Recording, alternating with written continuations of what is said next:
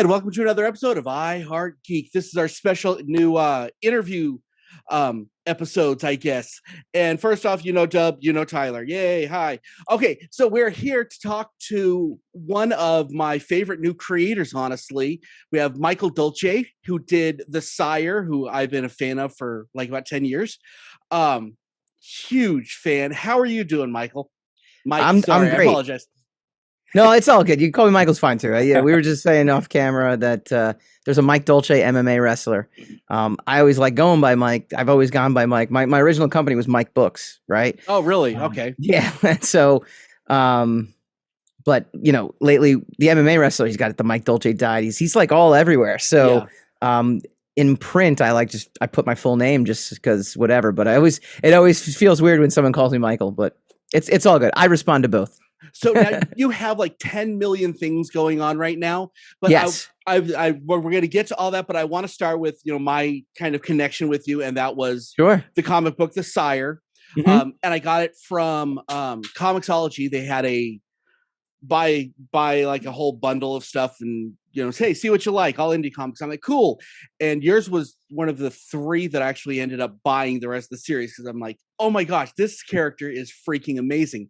Can you tell us about just the creation of the Sire? Yeah, no, it's actually, I created him way back in 6th grade. It was known as Street Fighter back then. And for obvious reasons, I couldn't. Yeah. For obvious reasons, I couldn't continue with that name. And so I actually created 100 issues, folded paper, 8.5 by 14. Wow. From when I was 6th grade all the way through college. Mm-hmm. And so I was building the story, and the first like 30 or 40 issues is, it's your 6th grade brain. It's your junior high brain. It's even like, and it was always a reflection of what I was reading at the time too. So like a lot of the artwork, I had my Rob Liefeld phase. I had my McFarlane phase. I had everyone was gritting teeth and big shoulder pads by like issue 15. It was pretty cool. No feet. Yeah. Oh no, I still don't draw feet. Look, he gets a lot of flack for that, but feet are hard, man. Feet are hard. I know. Feet are hard. So yeah, but then by right around like the end of, like, I don't know, about junior year of high school, like I started to really develop the storytelling and the main crux of the story. And so by the time I left college, I had this run that I was pretty proud of. And I was like, man, I got to do this for real and I got to do this right. And the only thing that hung up in my brain, for those who aren't familiar with the character, it's about a superhero forced by his own costume to fight evil, was the very notion of like, if I had superpowers, would I really go on patrol? Would I really, fight crime, so to speak? I'd probably just go on TV and I'd probably just make a lot of money. And so I took that element away from him, which is the control aspect. Mm-hmm. And he starts out, obviously not knowing where he is, not knowing what he's doing, and he has to kind of piece everything together. But the one constant is the costume keeps kind of pulling him into these fights with other superpowered people that are now just appearing. So it's really world building. It's the creation of a superhero universe, and it answered the question for me, or at least it got rid of the question of like, why would people actually do all the stuff that that we loved in 90s comics and 80s, mm-hmm. 70s, 60s. I feel like when the golden age and the silver age was just such an innocent time, and I feel like people really would dress up and just go out and like be vigilantes in a good way and like have the right thing to do. Right. Like I feel like they really would. They'd have this honor to them. Yep. And so when you read Superman or you read Spider-Man or you read any of the comics from like the 30s, 40s, 50s, 60s, there's an innocence to it and it just makes sense. It just makes sense. Yeah. And then you grow up reading them, and then the more you start thinking about it, and then you read books like Watchmen and you're like, wait a minute. That's different. Man. Yeah. Yeah. You got to be you'd have to be crazy. Like, think about it. Like, I think, what was it, during it was like either one of the protests or riots or whatever in Seattle. And they had an image of Batman, like literally some guy was dressed up as Batman just walking through. And you're like, man, if this was real, like, yeah, Batman would be there. And that would be the craziest thing on the planet, that there's some guy dressed in a costume, just stopping people from like breaking windows or something, so it was, I don't know, that's where the impetus came from. And, but ultimately it's my love of 90s superhero comics and world building. So that's what it's all about. Which is my favorite era of comic books. You know, I've been out for a long time for a lot of reasons. We discussed a little bit off air why, but yeah, no, I like that whole 90s just larger than life superhero. And I do have to ask, I don't know if you feel slighted by it, but I feel like there's Blue Beetle with what he's become. I know you did Sire before Blue Beetle. Yeah, I know what he's doing. I don't know if someone might have read and might have gotten a little idea. Not trying to stir the pot. So hang in. Here's the funny thing. No one. I feel like I'm one of the most unluckiest creators in this one sense. I'm a very lucky man, and I have no. So when I say I'm unlucky, I say it tongue in cheek. But shortly thereafter, Blue Beetle came out. Shortly thereafter, Captain Marvel's costume got redone, so it looked almost identical to what I had come up with. And Quasar's costume, I think they kind of merged that. It's similar. So but again, it came out like a year later, and I'm like, oh man, well that kind of stinks. I created a book called The Undone about someone who can rewind time, and then Amazon makes a show called The Undone, an animated show called The Undone. I actually got phone calls from people. They're like, "Congratulations, you did it!" And I'm like, "No, it's not mine." Wow. And I don't feel like I'm not going to fight it because it was different enough. It just, And then in Loki, I did a book with Talon Caldwell and Tony Moy and Darren Sanchez for Zenescope called The Mainstream. And that was in 2018. And it is all about an interdimensional police force policing alternate realities. And so Tal and I have been texting back while we're watching. We're like, kind of feels like, and we would call the people variants. Like that's what they were. And I don't think, again, did anyone pick up our book at a con and say, I want to do this for Marvel? Probably not. Prove it. No, I mean, look, people come up with similar ideas all the time. They just got to make it, they just got it to market, but mass market before we did. We got it to comic book before then, but so it is what it is. So it's huge appreciation for what you do. I love what you're doing. Absolutely. So let's actually hit on your 7.5 million projects that you sent me. Dude, how you are like a one-legged man in a butt kicking contest. I don't do you sleep? And I got two kids. I got two kids too, man. That's even, and they're young, man. They're tough. No, you know what it is? I've always been driven, and I've always been very passionate. I'm passionate about helping other people be passionate as well too. That's something that I actually love. I love being a motivational guy. Like I really do. I think because I equate it to like the pot smokers in college, right? The pot smokers always want you to try the weed, right? They always want you to. They're always like, come on, just feel what I'm feeling. And I was never a weed guy. You said we can get into drugs right now. So if you want to, go ahead. I was more of an, but it's all good. Yeah. I'm a drinker, not a smoker. But I had one of my best friends was always a big smoker, and he was always just like, he's like, oh, you gotta just do it because it's like, look, and he genuinely wanted other people to feel the way he felt. And that's the way I feel when it comes to, being motivated, living your dream, living your passion, all that stuff. So I've just always been internally passionate, and I hope that it rubs off on people. One of the things I'm most proud of, and I do not take credit for this in any way, shape, or form, but I helped him on his journey, was a company called Big Dog Inc. I don't know if you guys know Big Dog Inc. Yes. I've heard of it. Yeah, Legend of Oz and Critter and all this stuff. Well, he was a fan of the Sire back in 2007. I met him at Wizard World Los Angeles, and he asked me, where did you... Yeah, he had like a laundry list of questions. How did you get in Diamond? How did you do this? How'd you do that? And the funny part about it is I had actually failed miserably at getting into Diamond the first time around right out of college. So Sire was actually was a book called Crossfire. I wrote and I drew everything, much like I'm trying to do right now. Mm-hmm. But it just wasn't good enough. Like it literally just wasn't good enough. Diamond just sent back a rejection letter. Art's not good enough. That's it. It was as simple. It's a checklist of things, and here's the reason. And so I told him, I was like, you need to get a good cover artist. The interior art is important, but if you can get a good cover artist, that's what got Sire over the top. I became friends with Talon Caldwell.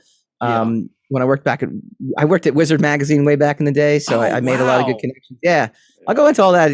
I could tell you some good stories from Wizard. You're like an indie Kevin Smith. This is amazing. It was good, man. It was one time they made this intern cry. It was funny. Kind of deserved and it. that intern's name was Mike Dolce. No. I was cool, man. I was always on the outside. That was I didn't get too caught up in everything, but this one intern was like the son of some big corporate executive guy who knew Gareb Shamus. And so that's how he kind of like got the internship. But he always seemed he was very like he felt like he was above being an intern. So he was always at odds with the editorial staff, and because he just had an attitude about him, and he like a holier than thou attitude, and Wizard World Chicago was weird for me. I was like, it was great. It was great to go, and it was a great time. But at Knuckles at the bar, I don't know if you guys, I don't know the span of time in which case you guys were fans of Comic-Cons in general. And I'm kind of dating myself here in terms of, how old I am, but it's okay. I'm a lot older. I don't think you are, actually. That's the thing. I don't really think, I don't know. Most people are very, very shocked though.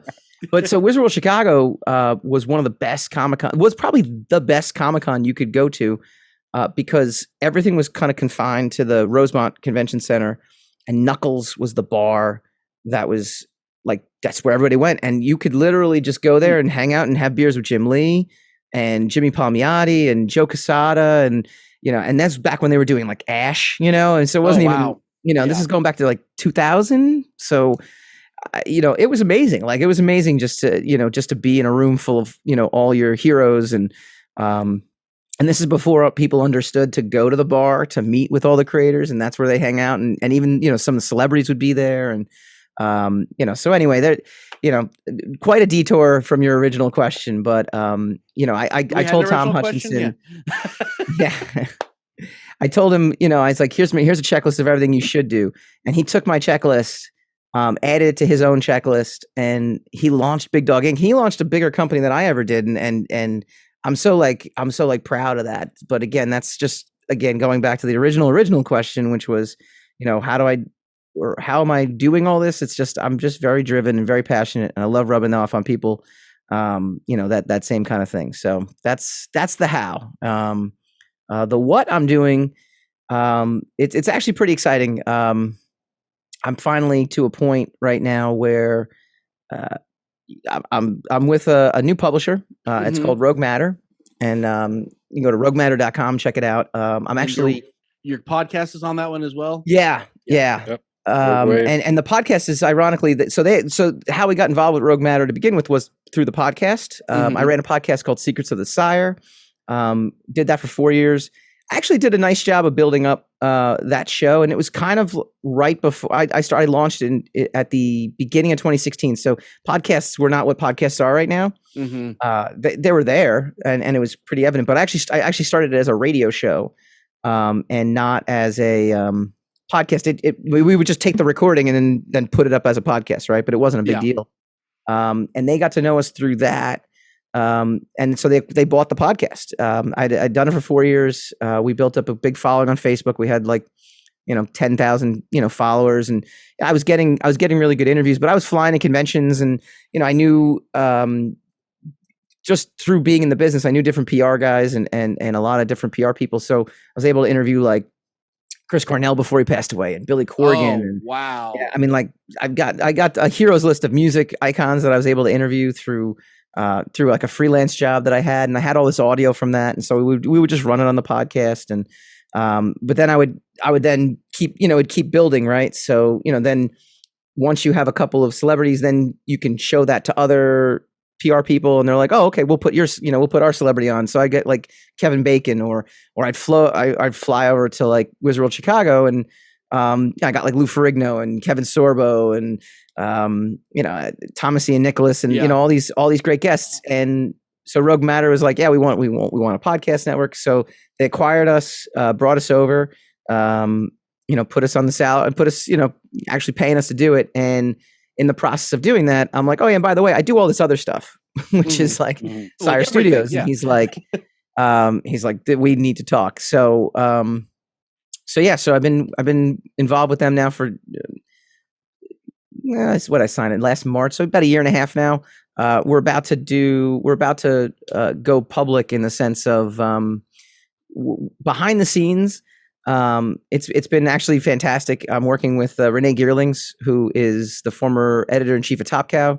Oh, so she's the managing editor there, which has been phenomenal. They acquired The Undone, which I talked about. The Undone, about a guy who can rewind time whenever he wants to. He goes to the stock market to try to cash in, and finds that those stock markets run by an Illuminati of people just like him. And so they bought that. I can check this out. Yeah. Oh, yeah. I'll send you some PDFs, man. No question about it. I appreciate it. So we kickstarted the first 2 issues. We renamed it The Time Trader, and kickstarted the first 2 issues as a combined Kickstarter because I'd already done 1 issue of Undone, but then we got it all recolored and kind of like tweaked a couple things, added a couple pages to it, and that'll be the first thing that comes out through Rogue Matter, which is great. The one thing he wanted to buy was the Sire, and I'm like, nah, that's my baby. That's not going anywhere. I'm good. And so we kickstarted volume 3 in January, and the goal now for that book is to do it the way I always intended to do it, which is me doing everything, which at the time didn't make sense, and I'm glad I got talked in. I got some sense talked into me 20 years ago to help get that off the ground. But at this point, through Kickstarter especially, and 20 years later, I feel like my artwork's good enough now that it's it's passable. So I have a good like inner radar for that kind of thing. And so we kickstarted that book, volume 3 in January, and so now I just have to finish it. So that's fun. And then I'm also right now I'm an associate producer on an indie film. It's up on Seed and Spark right now. It's called Hit or Miss. So you can go to hitormissfilm.com. Creatively, I'm not really that involved in it, but from a higher level standpoint, just working with Renee. Renee's one of the actresses there, and she's like, "I would love if you got involved in this project." And so she brought me in. Talking in that promo. What's that? She's in the promo. Yeah, okay. Exactly. Yeah, okay. Yeah. She's one of the ones that sits at the bar. So she's Gotcha. So funny story too. She's married to Tyler Mane, who's the wrestler, the former wrestler who played Sabretooth, Sabretooth in X-Men. Yep. And he was just in Jupiter's Legacy. Rest in peace, Jupiter's Legacy. What happened? He was the best part of Jupiter's Legacy, ironically enough.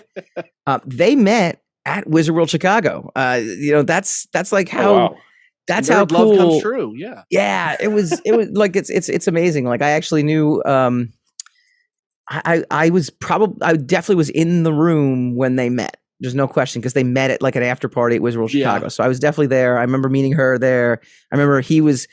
My podcast co-host was security for him, even though he doesn't need security. He's like 7 feet tall, but and so yeah, it's cool. It's been a wild ride. Yeah, definitely a wild ride with all this. So let me ask you this. This is a topic that comes up on I Heart Geek quite a bit. The difference between millennials and Gen X. Now you have your art, your work in general is very, very Gen X. Sure. It seems like the way you go person to person is very Gen X, but your marketing is very millennial. Is that something you're like purposely doing? Is that something you even notice you're doing? But you have 2 very different styles of just marketing and being in business. I mean, I appreciate the Gen X stuff a lot. Yeah. But, the Kickstarter, all that, how you're going on that is really millennial. It's kind of amazing how you're doing it. So Kickstarter is funny, right? Because when it first got introduced, I remember.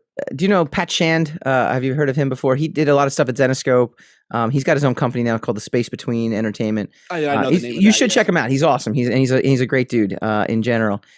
And he turned me on to Kickstarter back in like 2013, and I'm like, I don't want to ask my friends for money, like my friends and family for money. Like that just feels weird. I remember those days. Yes. Well, yeah. And that's what it felt like, right? It felt like that's kind of strange. Like, why would I don't know. Why would I do that? That doesn't really jive with what, I'm like, look, could I fund my book? Yeah.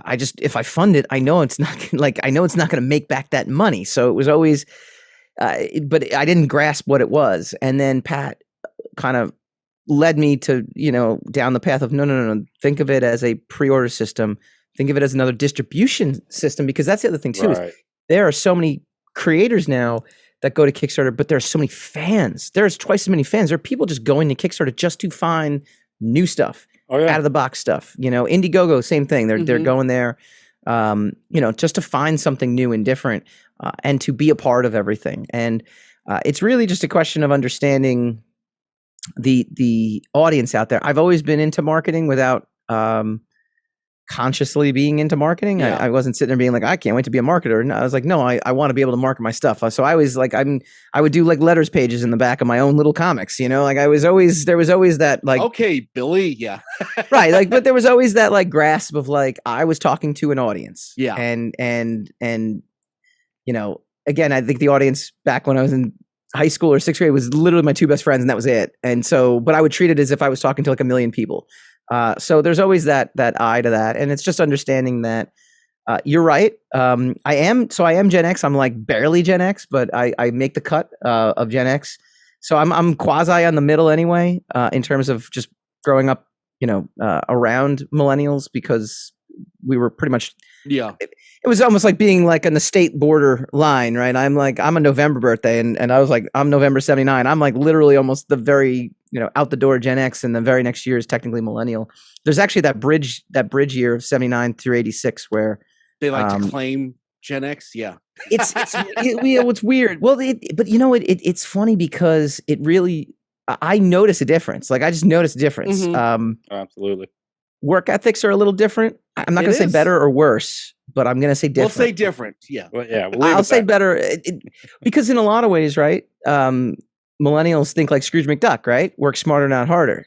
And in some ways, the hard work teaches you the lessons that make you smarter. So it goes both ways, right? It goes to the point where you sit there and say, I wish, I could work smarter. And sometimes I do. I always feel like I'm 5 years behind where I should be because I didn't have the grasp of knowledge that I have now. So no, it's about understanding your audience. Today's, millennials, especially Gen Zs, they're socially conscious. I don't necessarily agree with the notion that the person who's doing the work is more important than the work. I was always a believer that the work is really what stands above everything else. But they don't. That doesn't seem to be it. It's about supporting someone and helping someone. So it's just a different side of the same coin. Yeah, and right.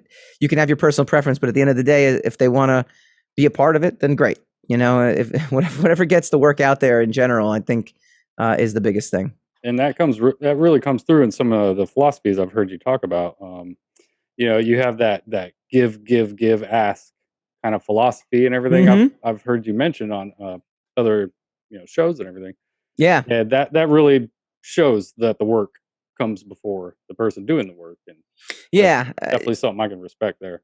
Thank you. No, I appreciate it. Yeah, give, ask model is so. I mean, again, believe it or not, one of the things that changed my life, which is a really strange. It's like I said, it's been a very strange journey to get to this point where I'm at right now, where I'm really. I feel like I'm firing on all cylinders finally, which is great. I had done some work for Image Comics many years ago. Did a book called Descendant with a good friend of mine, Marcus Perry. We launched at the time as the most I'd ever sold. I think we sold like 5,000 copies the first issue, and I was like, all right, great. I'm one of those. Oh, awesome! I'm glad. Thank God. And solid story. We were going to do more. But then, behind the scenes, our editor got fired. Jim Valentino cut back on everything he was doing. That was towards the end of when the heyday. Yeah. And so all of a sudden it was like I didn't have a publisher anymore. And and then I was back to square one, and the thought of actually self-publishing again it almost felt like it felt like 5 steps back. Because self-publishing, back in 2010 isn't what self-publishing is now. No. I mean, the amount of outlets you have now, right. Self-publishing back then was like, wow, I'm going to work my tail off. I guess it's still the same. I'm going to work my tail off and not make any money. Meaning I can't leave my job, meaning I can't, do this full time, which was always the frustrating cycle of everything. But that's when I took this networking course of all things. I left I do web design, and I left the company I was working for. I started my own business. I took this course on how to market yourself. And that's where they were talking about the give model. And it's a real, it's a real model, but it works because it is genuine. And as long as you're genuinely, trying to help people. And I remember sitting in the class though, and I had a friend of mine. I became friends with one of the guys there, and he knew I was going to start a radio show. And I said to the person who was teaching the course, I said, "This is all well and good. Like, I think you're teaching me some really valuable things about networking and how to do it strategically and how to, how to help people. In which case, that's going to help accelerate them wanting to work with me." I said, "This is all great. I could sell websites all day long with this concept. So, like, how does this work for me getting back into comics?" And my friend next to me is like, "You do your radio show and you invite all the people you want to work with on your show, and you give them a platform and you give them time to speak and you give them promotion. And then you will build up that trust." And I mean, within the first, 2 months of doing the radio show, I had Ralph from Zenoscope, who I had done some work for back in 2008, back, on the show, got to talking to him. I was like, "Oh, I'll see you out in San Diego." He's like, "Oh, where are you going to San Diego?" And I was like, "Well, I'm still writing." He's like, "Oh, well, we need writers. Do you want to write for this? Do you want to do this?" And it was like, it worked. But it was a genuine, like, go out there, give, and be genuine with it, and you'll get stuff back. So that's kind of what happened. That's awesome. Now, something we hit a little bit before we went on is, why I think the indie comics is the future of comics and Marvel and DC aren't, for the reason, and what you hit on this, the only reason I'm bringing it up is because you said that. I'll talk about that. I love talking about that stuff too. With the fact that you have to give to the character, not the creator. All these creators come on with like Captain America or Superman, and they want to change it in their image. Yeah. And no, it's the writer that has to be under the image of that character. The character is way more important than the creator. And well, don't forget though too, I mean, you have an entire it's not just the writer coming on and doing whatever the heck he or she wants.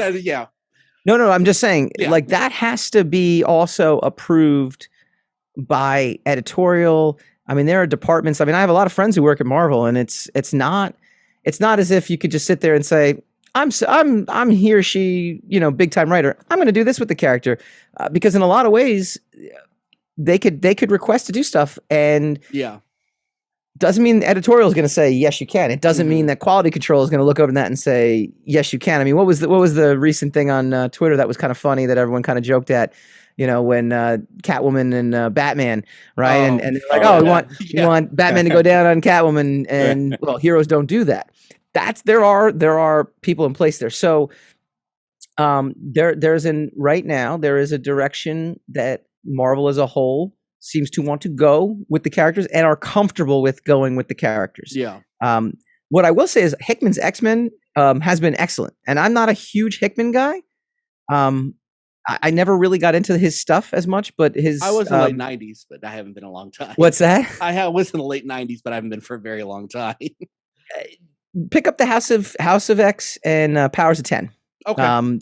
Pick up it actually respects the continuity that came before. And to your point, I think that's the one thing that, I think is an interesting, divergence, let's say, from some of the stuff that comes out now. A lot of stuff doesn't respect stuff that came before, or just doesn't include it. And you like I'm reading, I was showing you, before we came on, what am I reading right now? I'm rereading 90s Spider-Man right now. I'm rereading McFarlane and Larson's run on Spider-Man.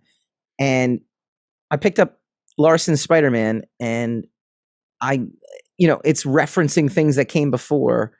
And, he turned Sandman to glass. Well, that was done in Amazing Spider-Man number 36. And I'm like, little editor's note. It's like, okay, this feels like I'm reading one timeline and one storyline. Whereas I think the issue I have with Marvel right now is they reboot everything constantly. So does DC. It's terrible. And DC. I'm more of a Marvel guy than a DC guy. I always felt like, at least with Dan DiDio, he was trying to reboot it not to start over, but because he understood that after a while of 8, 10 years, 15 years, the characters sort of have to age, or they have to kind of get rebooted in a way. I feel like Marvel is just like, let's just reboot it because number one sell, and they're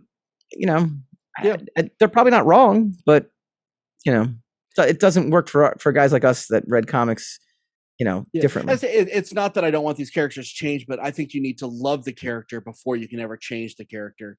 Yeah. And if there's the drastic changes of some of these characters, make it so it's not that character anymore. Right. So that's why I do have more. I will listen to a social commentary more from an indie artist, from a new character. Sure. Because you know what, I'm not bogged down by what I think it should be and what it has been. So make your own character, do the indie work, leave those characters alone. And I will take a message a lot more from a new character than from a character that's there's two different sides to this, right? There's the one angle of comics have always had messages, and they have. I was rereading an X Factor comic, Peter David's, X Factor, and he has this whole sequence where Quicksilver is having a conversation about mutants with somebody, and it's essentially a race conversation that they're having, right? Or a discrimination. Which Stan Lee was fantastic at too. Yeah, but what it would do is it would raise questions. The characters would talk back to each other, and they would raise a question. It would make you think and go, I never saw something from that perspective. Who's right? You'd walk away. No one's right or wrong. It's just that's what it is, right? And I think the complaint that I hear is that it's not posing questions and having discussions. It's telling you what you should be or should not be. And that's a reflection of us as a larger society right now. You just have a lot of experts telling people what they're supposed to do. And, and you're the worst human being on the planet if you don't follow it. Ironically, both sides do that. Both sides are very hypocritical. Both sides are guilty of this, but they swear they're not. No, no matter how bad this guy is, it's not as bad as that guy. This is a huge topic we could have off air. Trust me. Me and Tyler have had this discussion quite a bit. I totally get that. But this is my question though, too, for you guys. We didn't have social media in the 90s. So you didn't have Peter David going on Twitter extolling the virtues of one political party or another. And I just think we have ruined all this stuff. So when you sit there and say, I'd rather do it from an indie guy, because probably that indie guy's not on Twitter talking about or girl, they're not talking about what their political, maybe they are, because that's also, that's a selling point too. Everything's a selling point. If you really get down to it, and it's just what you're comfortable with selling behind. Some people sell literally by the fact that they are social justice warriors, or they're Comicsgate people, or they're, they're like, oh, we don't talk politics. I mean, I don't do it on social media. I won't do it on social media because good idea. You keep friends that way.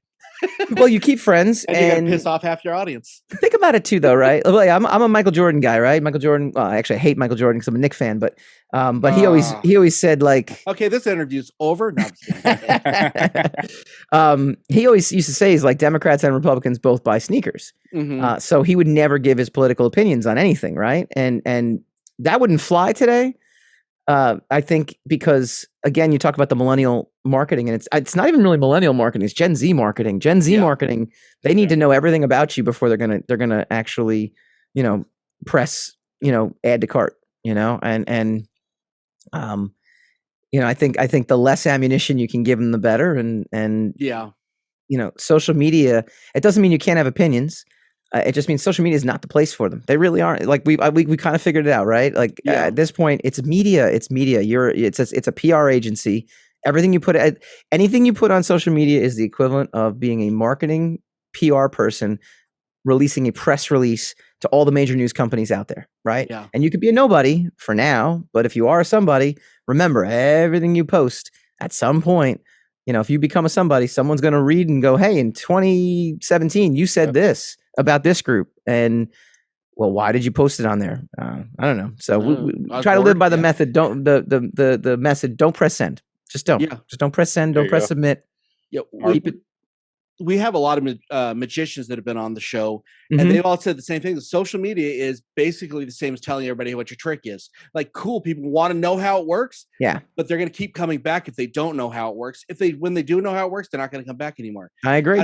That's why when we write comic books to a particular group or whatever, that's great. They're appeased, and now they're not coming back to buy anymore because they saw, okay, well, that's how sausage is made.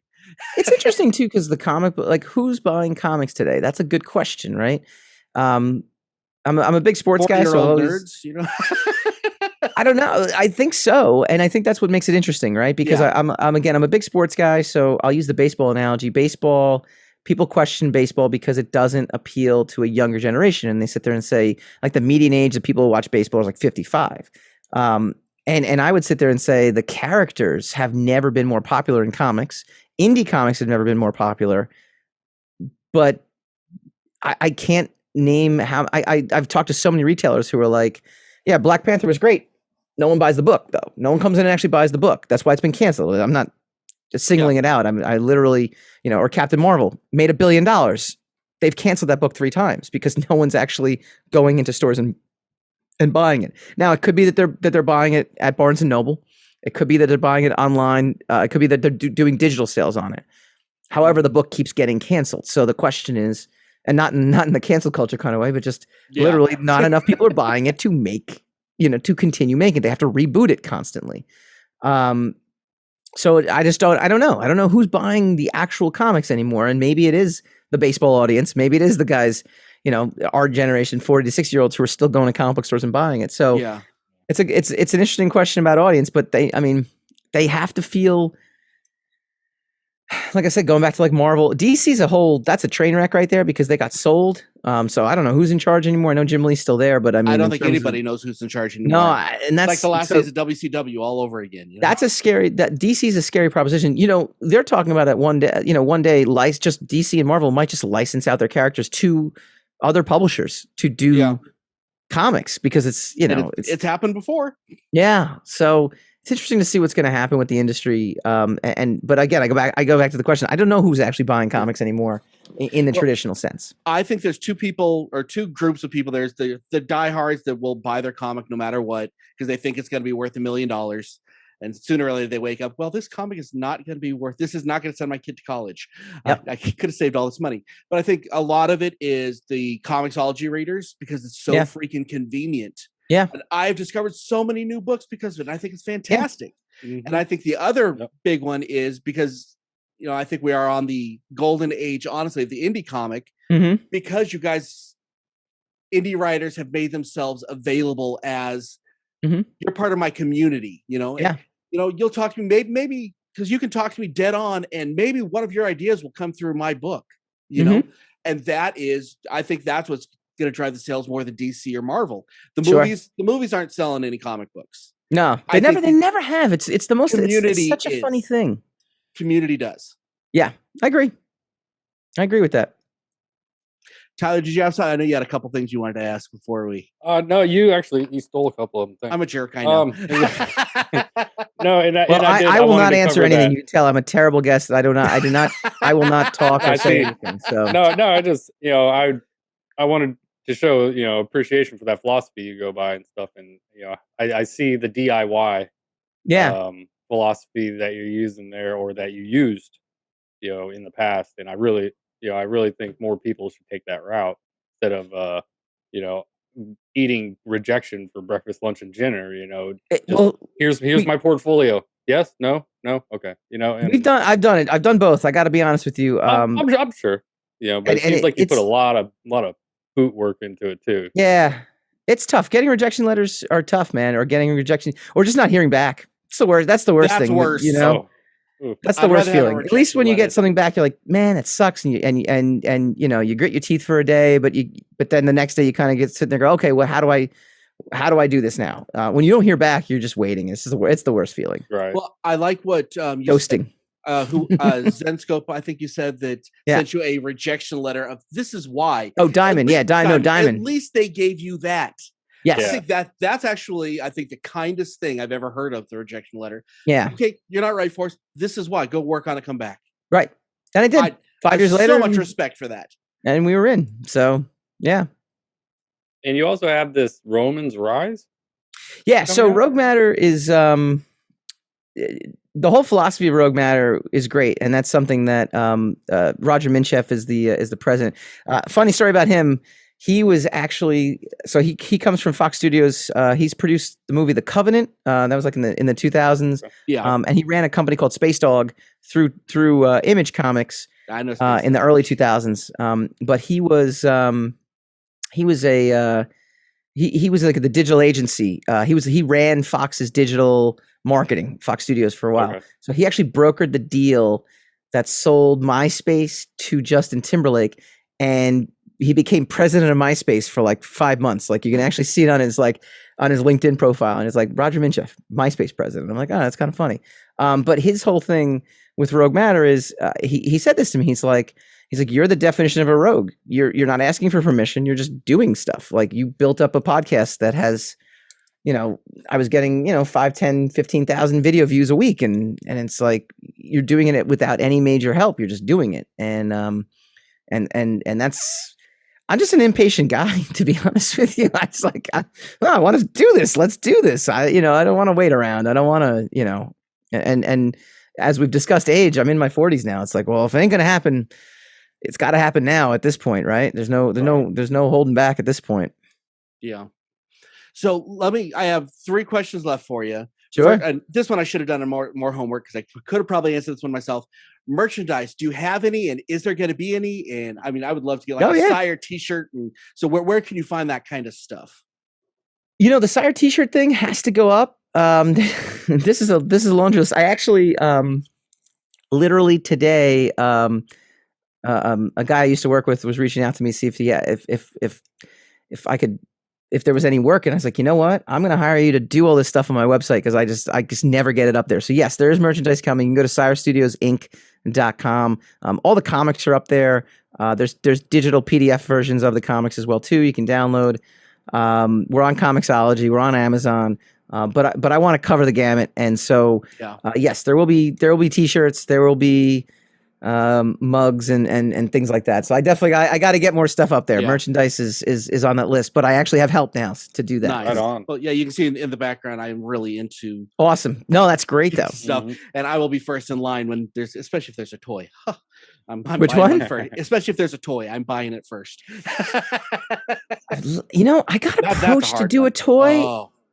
But it was like one of those shady, like, yeah, we're making toys for all the indie characters, and I would and the cool thing about doing the indie route or just being in comics in general, you mentioned the community, right? There's a community of creators too. I mean, we've all been just doing this for so long. We've all kind of become friends and acquaintances and whatnot. And so you do have a good network to reach out to. So if someone comes up and is like, I want to make a toy of your character, you can kind of be like, hey, Dave Ryan, who's this guy? Oh yeah, I wouldn't really go with that. Really, nothing ever happens. They just sign it, and then they own the rights to your toy for 2 years, and then they don't make it, and it's basically you can't do anything with it. So, gotcha.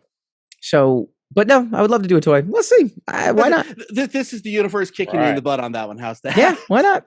Okay, my next question is, what work that you've done? You have a huge laundry list, and I'm gonna guess it's probably the Sire, but what is the one you're the most proud of?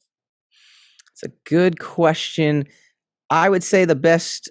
I know I have single issues that I love. Sire #5, which was Sire Revelations #2, is a comic I can read start to finish and find no errors. So that to me is something I'm the most proud of. Mainstream #3 is another one like that, where I sit there and go, yeah, I nailed it. Everything is flowing. It's good.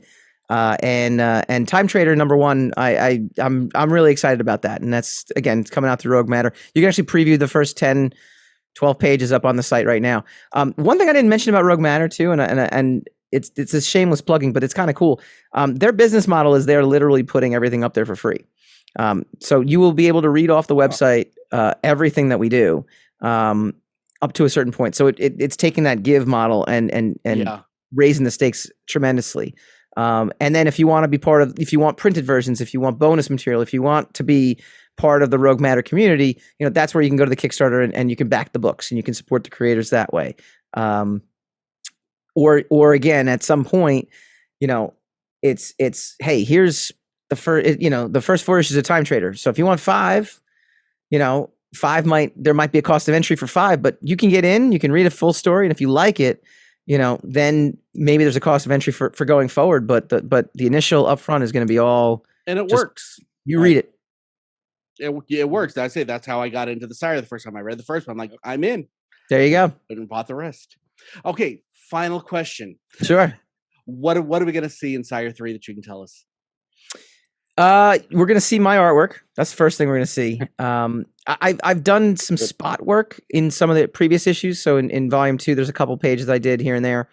But it's been a challenge. I'm behind. First of all, I mean, I'm the first to admit it, but I'm always keeping my backers up to date on that. And it really, the first 3 months of doing it, I scrapped a lot of work because I wasn't happy with it. But I finally got into a rhythm. I actually go straight to inks now because I would do these pencils, and they would be like, oh, the pencils are good, and then I try to ink on top of it, and it would always like, it wasn't exciting, and it wasn't kind of popping for me, and I felt like I was ruining a lot of pages, and I kind of figured out I do these layouts digitally now, and then I print them out, and in my Lightbox I have them as my guide now, to where I can be kind of freer with my inks, and so now I'm actually, I'm up to page 20 out of 60, which is great. I've knocked out like 10 pages in the last 3-4 weeks, and rolling along. So one of the other things too that I'm kind of proud of was the first volume. The second volume, to me, it's not that it was not of good quality. It was so sporadic. I really didn't. I like Sire was something I kind of came back to when I had nowhere else to go in comics. So I talked about that gap in between Image Comics and, let's say, the mainstream in 2018, where I had kickstarted Undone in between there, but I hadn't done any published work. I'd sent some stuff out, like I said, rejection letters. Got those. Pitched a bunch of things, never got taken. So there was a period where I'm like, well, I don't know what to do. I guess I'll just make an issue of the Sire, and I'll do it for New York Comic Con. And that's when like you could do print runs that were very low. Yeah. The single digital print runs. And so volume 2 is very not cohesive because I wasn't cohesive. I didn't know what I was doing it for. I at that point, I really didn't. I thought after the first volume, even though there's so much more story to tell, I had left it at a place that I was like, I'll leave it at a place here. Like, if you read this, you'll get a beginning, middle, and end. There's more stuff that can happen, but if you don't, whatever. And because then I started it over, I didn't reboot it, but like I continued it. I look back at volume 2 and go, you know what? I could have done this so much better if I had just planned it. And so volume 3, I mean, I'll show you guys. Ooh, look at it. I mean, this is like the notebook, and you can kind of see all the, this is literally everything that's going to happen in the book. And it's detailed out, word for word and bubble for bubble. And I'll go in and make different drawings and stuff like that. But it's got a cohesive story. And that's why I wanted to do it as a volume 3 and not as individual issues either. I wanted to make sure that I knew where it was going. So volume 3, it's a new costume. So I'm retconning the Captain Marvel. Right on. Red and blue. Yeah, I'm tweaking things. I'm tweaking things so it becomes more recognizable on his own, because I kept getting, again, I'm like, oh, this looks like Captain Marvel's costume, or like his mask looked like Nightwing's, and I'm like, yeah, it didn't look like Nightwing's when Nightwing was out at the time. Now it does. Now it does. So I'm doing some tweaking with the costume, but it's actually driving the whole story in volume 3 to the point where he thinks he now has total mastery over the costume, whereas the first 2 volumes, the costume's been kind of forcing him to be in these situations that he doesn't want to be in. And now he feels at the beginning of volume 3 that thanks to the power of the end of volume 2, his run-in when we did the War of the Independence crossover, and he meets Phaser, and Phaser kind of sets something off where they travel through time. And when he comes back from that, it kind of triggers something in his costume, to where now he will feel at the beginning that he has total control over it. But what he's actually done is invite an alien invasion that he has no idea it's coming. So volume 3 is going to be dealing with, not just the why of the costume for him personally, but the why for this whole world. Yeah. And he's going to be kind of at the forefront. And essentially by the end of volume 3, it's going to feed into the storyline that I wrote back in college, and I know it's a good storyline because I have the little books and I read through and go, this is actually pretty good. so it's going to be. So say you are going to be leaving us on a cliffhanger at the end of this one. Oh yeah, absolutely. Because I don't want to Kickstarter. I got to do volume 4. Exactly, and I'll be buying that one too. Yeah, that's how that works. There'll be a cliffhanger, but again, everything I do, I try to give you a beginning, middle, and end. Yeah. So the beginning, middle, and end of what you're going to read in volume 3 they'll reach a conclusion, but the results of what happens is going to be the cliffhanger that comes up next. That's outstanding. Oh man, I can't wait to read this. Awesome. Okay, so I gotta make it. Make it now. Why are you talking to us? So real quick, if you can just give us the opportunity so that we know everyone knows where to find you, so they can follow you on all your social medias and all that stuff, and then we'll get out of here. No, good. Yeah. At Sire Studios, SIRE Studios, on Instagram, on Facebook. I'm Sire_Studios on Twitter, because there's some guy who joined in 2009 who hasn't been on Twitter in 10 years, who has at Sire Studios. I literally just tweeted him today. I'm not even joking. And it wasn't to be on this podcast, but a friend of mine was like, hey, why aren't you at Sire Studios? I'm like, I don't know, because this guy has it. And I'm like, I tweeted at him. We'll see if he ever responds. But he's not on Twitter anymore. So how's he going to respond? Killing me. Sire_Studios, Instagram Sire Studios. Go to roguematter.com to check out all the new stuff I got going on. Roman's Rise, just to answer your question, is a new project that I can't say too much about, but it'll be the next thing I do at Rogue Matter. We've got Time Trader number 1 and 2 getting out to backers. Our colorist was in India, so we actually lost him. Not like he died, but he was out of commission because of COVID for a few months. So we're getting all those comics fulfilled, and we'll be kickstarting issue 3 in August through Rogue Matter, and then Roman's Rise will be coming probably in September. It's about it's a podcaster who has a half sister that he never knew about. I'm already sold. It's all good. Oh, well, there you go. And she's a master of mystical arts and martial arts, and she goes missing, and he has to go out into this. Travels the world to find her, podcasting the whole journey as he goes. So it's kind of a cool. It's just a fun book, and it's going to be really cool. Sounds like a good time. That sounds really cool. I'm getting ideas off that, so I'll stop now. So thank you so much, Michael Dolce, for joining us today. We really appreciate you. We love your work. Check out all the Sire stuff. It's amazing, and everything else that he does. I'm Dub. I'm here with Tyler and Michael. Thank you for joining us. Keep on geeking on, guys. Thank you so much.